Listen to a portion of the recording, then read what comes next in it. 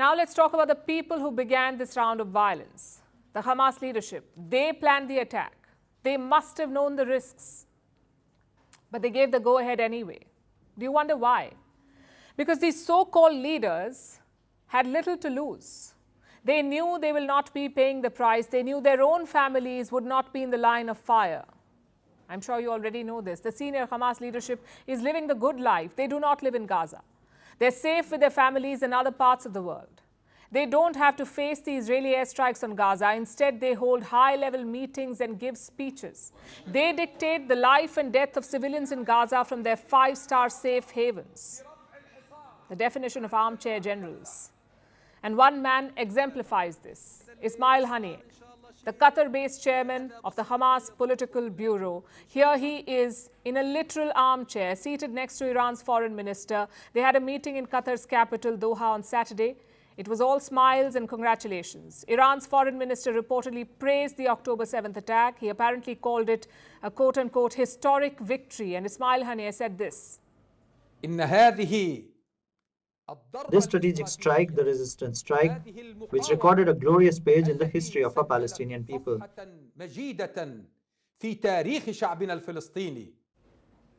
What victory?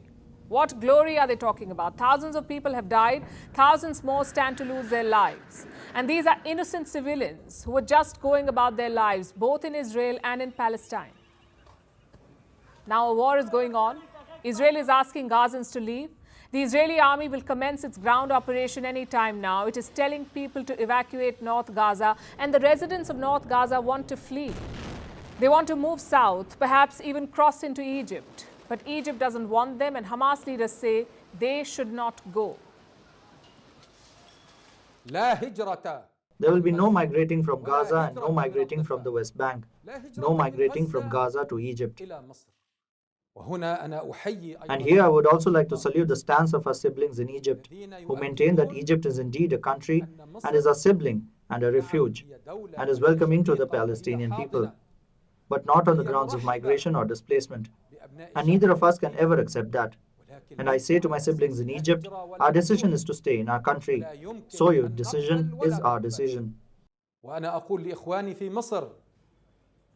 You heard him. There will be no migrating from Gaza. Our decision is to stay in our country. That's what the Hamas leader says. The problem is, he himself is not in Gaza. Ismail Haniyeh divides his time between Qatar and Turkey. These are his two bases, and he keeps moving between the two. Same for his family. They do not stay in Gaza either. Most of them left in 2019. Some of them have Turkish passports. In fact, many senior leaders of Hamas have Turkish passports so they can move freely.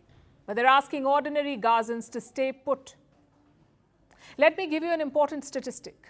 Before the war broke out, unemployment rate in Gaza was more than 60%, but Hamas leaders are millionaires. Their children are real estate tycoons with businesses in multiple countries. And this has led to resentment in the past. So what is Hamas's excuse? They say Ismail Haniyeh is on a foreign tour to rally support, that he's not abandoned Gaza, he's just traveling for the Palestinian cause. It's funny how long these tours last, long enough to escape any danger and consequences, also long enough to get foreign passports. Ismail Haniyeh's family has regularly been accused of corruption. They've reportedly made millions of dollars. They travel around the world. And now the same man is telling the people of Gaza to stay and face the bullets. The hypocrisy is staggering, though it's not limited to this man. Other senior Hamas leaders are also thriving in foreign nations, like Deputy Chairman Saleh al-Aruri.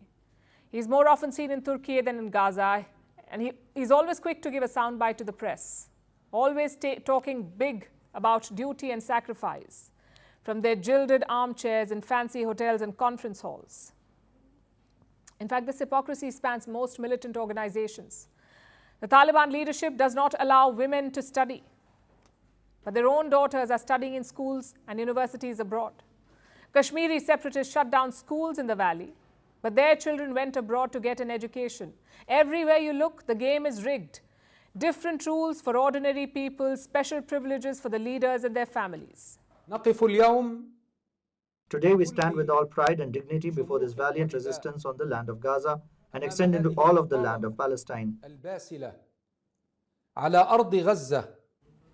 He said he stands with pride and dignity, but he doesn't stand among the people of Gaza. His children live lavish lifestyles while ordinary Gazan children starve, and that is a fact. Haniyeh and the rest do not face hardships with them. Instead, they're happy to send Palestinians to their graves while they bask in the glory of their sacrifice.